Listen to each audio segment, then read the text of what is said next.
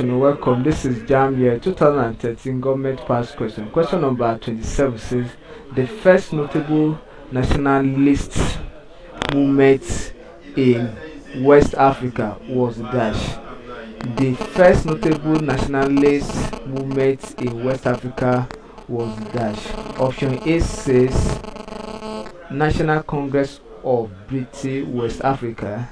B. West African Union Students. C. Nigerian Youth Movement. D. Aborigines Right Protection Right. So the first notable nationalist movement in West Africa is the West African Students Union in Europe. So it was the first one.